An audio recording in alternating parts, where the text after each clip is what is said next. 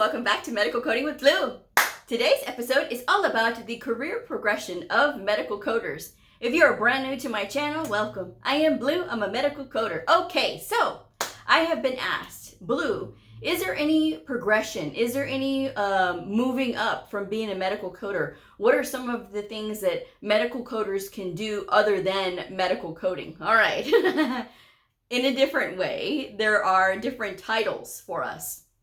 And I'm going to talk about some of those today. So let us begin. All right.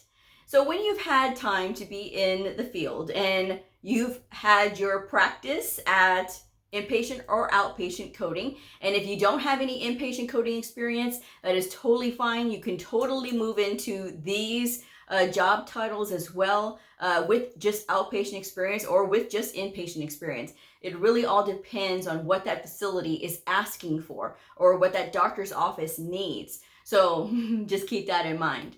But once you've had experience in working in like inpatient or outpatient, the ER, working prophy coding, working same-day surgery coding, these are going to give you a really good foundation, like a lot of knowledge and a lot of background. So that way you can be prepared for anything that comes at you. Because when you get into a position like being a lead coder, for example, which is what some coders will move up to being a lead coder. Now, being a lead coder means you have a little bit more responsibility. Now, the job description for a lead coder can vary from place to place. Now, some of the average things that they do is educate the coders and educate the providers. So there's sort of a middleman in between. And they also do some of the auditing. It just depends on if that is their role. Sometimes the auditing is for another person, and I will bring that up in here in a minute. But getting back to a lead coder, the lead coder is going to be the one that's going to be hands-on day-to-day with the coders. And so having lots of experience is going to help you in that role as a lead medical coder. And I've seen people who came into the field and only had their degree, didn't have any experience, and they got hired to be a lead coder.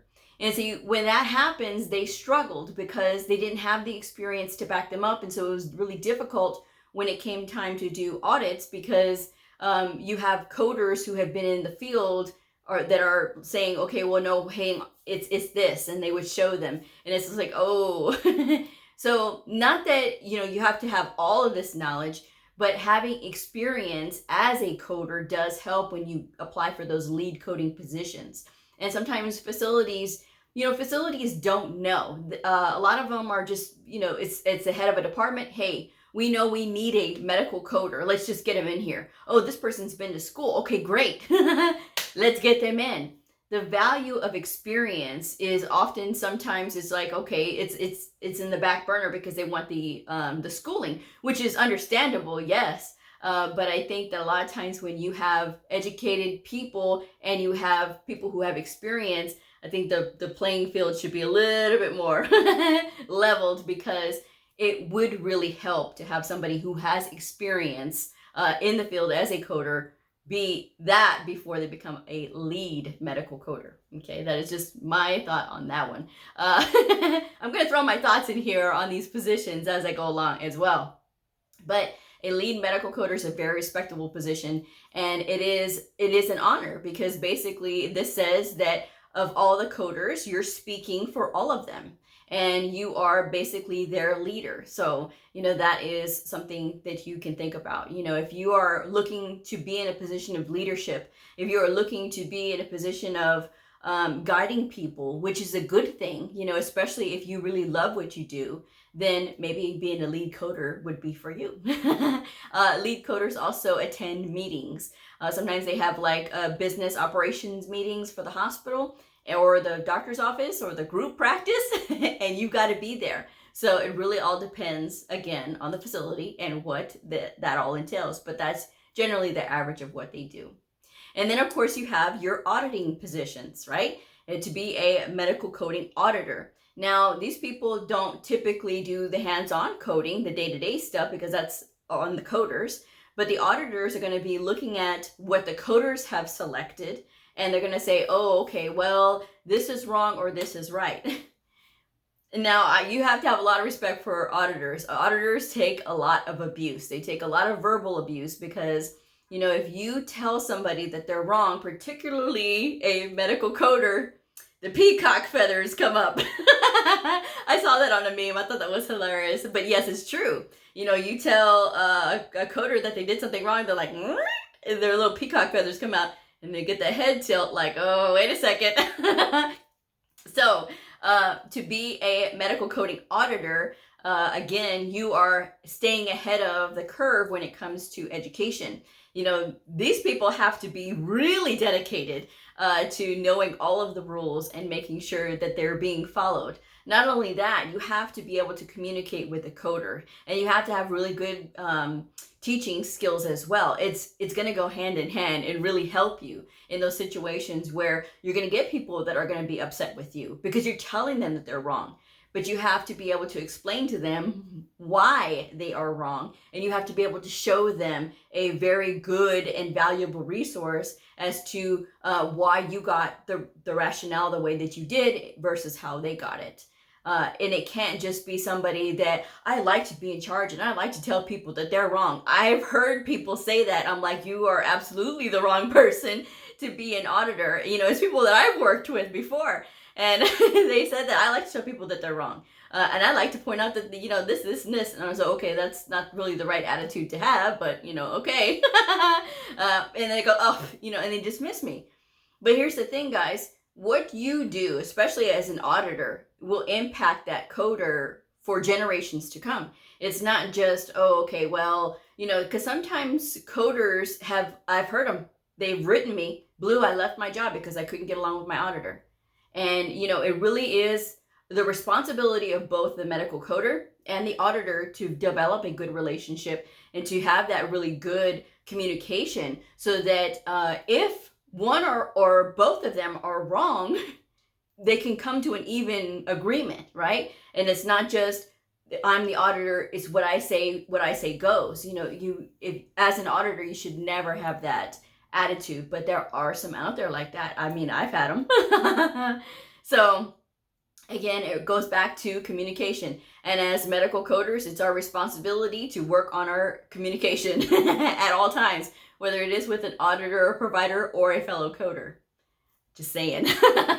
But yes, that's another position. Auditors don't do coding. They essentially look at codes all day to verify that everything is picked up like it's supposed to be, or that if it is picked up, that it's correct, or if it's not correct, they need to be able to explain why. Okay, so that is another position out there. Then there is CDI, which is Clinical Documentation Improvement. Possibly one of my most favorite positions. So, you don't have to have a title to be able to do this, all right? Medical coders should be able to do this, especially if they are in charge of educating their providers. However, there are some facilities that task this to one person, which is good, okay, if the person is very educated and knows about the field and knows about that particular specialty. When you are working with CDI, when you're doing clinical documentation improvement, you're working with the provider. Where are the holes? Where are the missing details? So that the details can get in there so that the documentation becomes more cleaner to be able to look at and see immediately, okay, all the pertinent information is there. If you're having a provider who is having lots of injuries on their patients, right? So if they're coming in with these injuries and they're saying, well, you know, they're coming in with pain and then that's their final diagnosis, but actually they had a fracture and you can see that like in the x-rays, but they're not putting it in the appropriate places. They're not documenting it in detail like they should be. That is something for the CDI person to go in there and talk to that provider and be like, well, you know, we need this detail. We need to know how they were injured, you know, what's going on, when. And so they're the ones that are filling in those missing holes in that documentation. They're able to look at it and see where can we improve and where can we get more detail. And it's not about, well, it's more detail so we can get more revenue. You never think like that, because as medical coders, we don't code for money. We don't. And that is the thing that is steadfast about us, is that we don't code based on money. We code based on the documentation. And that clinical documentation improvement practitioner is the one that is going to be able to work with those providers and work with them to make sure that that documentation is clear enough so that the coder has something really good to work with, and they can be able to pick the most specific diagnosis or the most specific procedures also available for that patient according to the documentation. So it is a very, a very good position to have. It is a very good thing to do. But at the same time, if you are doing this and you're just a medical coder, because again, you can do this, you're working with a provider, you know, you can do this without the title. That's what I'm saying. But if you have the title, you know, that is essentially what you're doing. You're not doing the coding, you're looking at the documentation and you're making sure that you're filling in, like I said, those holes. Because we've all seen documentation that has those holes. When you're talking about patients who have these chronic illnesses and how severe are these chronic illnesses, to what degree are they? Again, that is more detail that the CDI can help with that provider, you know. And they also do education with them as well, because it is about educating them, okay? The other one is being an educator. So there's an educator in a few different things. To be an educator, either at a trade school or a college, or in a school, like somebody's other school, like a school that's online or whatever, teaching and things like that. Either you are working with future medical coders, or you are working like with these boot camps with these coders who have experience, but they are trying to sharpen their skills. There's those types of educators. Then there's the ones that are educating the providers. They become more, that is like more finely tuned teaching, because you are literally working with these providers and they're going to look at you. When you are working with providers, you have to be able to bring your A game, particularly if you are only holding your medical coding credential. Now, there are some providers that refuse to listen to medical coders. So in order to combat that, you have to be able to bring your A game. And a lot of times with these why providers get like that with medical coders is because they've had bad experiences. And some of them it's just because that's the way the provider is normally, until you start to speak. And then it's like, okay, I have a coder that knows what they're doing. Sometimes coders get very nervous with providers, and it's like they just let their nervousness overtake them, and then they can't. And then sometimes these providers get very imposing, right? They're intimidating, and you get just so nervous and things like that. And it's understandable. We've all been there. Trust me, I was there. And now I can't wait. I can't wait to meet them, because I've learned, and that's something that you learn over time. But if your position is to be an educator and you're working with providers, if you are a coder, you need to bring your A game as a provider educator. Now, I do a lot of provider education daily, sometimes daily, but I enjoy it. That is like one of the most fun things that I do is provider education. I love, love, love, love provider education. I am a medical coder. That is my job title, right? My official at work, right? I'm a medical records technician. That is my official title. However, because of my relationships that I've built over time with my providers, that is something that I do maintain. So again, if you are educating, and that is your official title as a medical coder, that you are a provider educator, naturally, you're not going to be doing the coding. You're going to be basically getting education as providers need it, one-on-one, sometimes in daily or weekly meetings. That is what they do. So I've seen plenty positions for those. But when you are doing education, any kind of education, having experience already as a medical coder is going to help you in that process, because if you're coming from a field of education already, perhaps you were a teacher before, and you can transfer over those skills as a medical coder, that's even better, because you've already been trained as an educator. So just something to think about.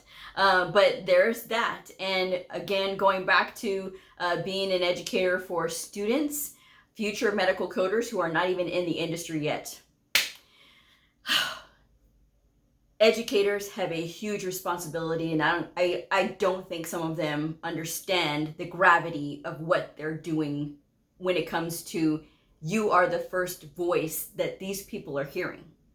I have heard from students who have said that their teacher said that medical terminology was not that important, that they could learn it on their own, and it wasn't necessary to get through a medical coding program. Ridiculous. I cannot even wrap my head around how an educator can set a coder up or future coder up for failure like that. That is literally setting them up for failure. You have to have medical terminology as a medical coder. How are you going to be expected to understand what you're reading if you don't have it? So again, if your responsibility is to be an educator, number one, you need to make sure that you truly understand and you're preparing this future generation of medical coders for the workforce. Because when you are telling them, oh, you're not giving them those critical thinking skills, you're not giving them the things that are going to prepare them, that's what you're sending out into the workforce. That's what the workforce is going to get. And that's going to make it harder for the rest of us that are actually legitimately working hard to get people educated, to get people trained into the field, because, oh, well, these people are getting their certifications, but they don't know their medical terminology. No. It's about passion, it's about dedication, and it's about those things. If you're teaching at a school that's not allowing you to do that, and I know that there's some out there, there's some schools that here's a script. This is what you're teaching. This is exactly what you teach. You don't teach anything else. No critical thinking, no nothing else. I know there's schools out there like that. Find another school to teach at, because you have to be able to teach students to critically think. If they're not being taught to critically think, unless that student is going to go out of their way, which sometimes they don't even know to do that, unless they go out of their way to learn it on their own, again, some may not even think about that. They're not going to be prepared. So if you are an educator, especially for students, you got to make sure that you're going to prepare them for everything. Part of the reason that I do my channel is to be able to tell people all of these things, because when I hear that people say, well, I didn't learn this from my instructor. What are you learning then? What are you learning? That's all I'm saying, is that if you're going to teach at a school, make sure that you love what you do, so that way you can transfer over that passion to the future generation, because the providers deserve it, and so do the patients. Most of all, the patients, because at the end of the day, it is about them. It is about the patients more than anybody else, because you would not want your medical record to be coded improperly by somebody who wasn't trained properly, correct? So you have to get in there and you have to do the groundwork as well with them, because sometimes especially when you teach adults, teaching adults is a lot more different than teaching kids. Kids will be like, okay, we can, I can say, hey, I'm the adult, you're going to listen to me. And the kids got to listen, right? Although sometimes they don't. This depends. But when you're an adult, you got adult responsibilities. You got adulting. You got kids. You got a spouse. You got girlfriend, boyfriend, whatever. You got all these things. Lastly, you got school. Come on. So we need passionate educators, especially for those students, medical coding students. We need educators that are going to teach critical thinking. That's what we need. We need educators that are going to tell the students how to do their research, not just, oh, you'll figure it out, because that's not the way that it is. You want to set people up for success, not failure. That's just my advice. So if you want to be an educator, I hope you listen to my plea. But there's that. There's also working with data. And the data is basically coming in from all the codes and all the records that have been looked at. And so basically you're just mining for whatever information that you need. The data miners, or the people who are like miners, like in the coal mines, you know. But think about that for information, right? These folks are the ones that are working with the lead coders. A lot of times they're working with the supervisors, and they are getting information needed for the hospitals, or for local governments, or for the government. You know, it just depends if they're needing types of information, different types. And, you know, being in the pandemic, that was part of it too.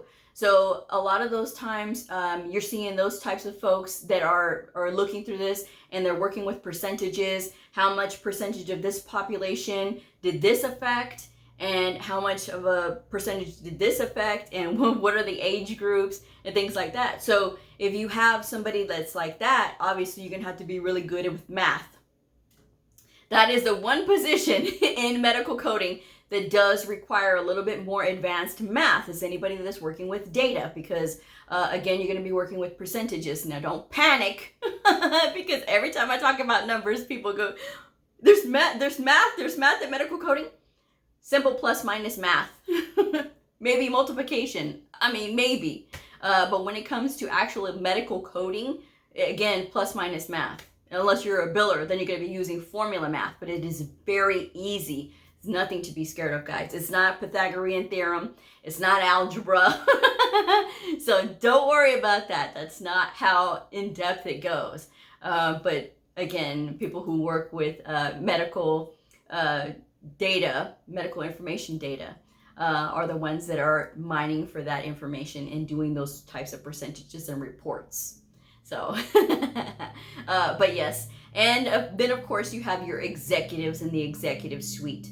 Those are the ones that are running the entire department. They are the captain of the ship, and they are the ones that do have their degrees. So if you are starting off being as a medical coder, and you're wanting to go into these degree programs, perhaps the RHIT or the RHIA, Registered Health Information Technician, that's the associate's degree. Registered Health Information Administrator, that is the bachelor's degree. So when you're in these degree programs, that is where you're going to have a little bit more advanced training. But for the RHIAs in particular, you're not really being trained so heavily in coding, because that's not generally what they do. RHIAs are the captain of the ship. They are taking care of the day-to-day operations, the business side of the house. That is what they're doing. Some RHIAs will settle audit disputes between supervisors and auditors and coders. Sometimes that's what they do. But when you're getting to the executive suite, it's the RHIAs are the ones that are the leaders. They're the ones that are making the decisions. They're the ones that are saying, hey, yes, we're going to hire brand new coders, which I always tell my people who are in these degree programs, you're going to be in a position of leadership one day. And I would hope that you would also give brand new coders a chance, and not just say we only accept experienced people. I hope that generationally that it does get better in the future, where new medical coders get more of a chance. Although I had two really good announcements today from some of my viewers that they are getting jobs, or they've got the call for a job, you know. So I am very excited about that. And it does give me hope, because it is about being persistent. But again, sometimes, you know, people don't get persistent because they take it personally that they're not getting callbacks. So, but if you're out there still looking for a job, there is hope. Okay, just keep going, whatever you do. But yes, that's gonna be it for me today. With these different positions, you know, it's going to take experience, because these are the advanced types of positions in medical coding. They're related to, but they're not really doing hands-on. So I hope you all enjoyed this, and I hope this was informative for you. So if it was, I hope you'll share it. Please give this a like, subscribe to my channel if you haven't already. We are over 10,000. I can't wait to get to the next 10,000. So you could be a part of that. And thank you so much in advance if you're helping me with that. So I will see y'all on the next video. Have a great weekend, everybody, and bye.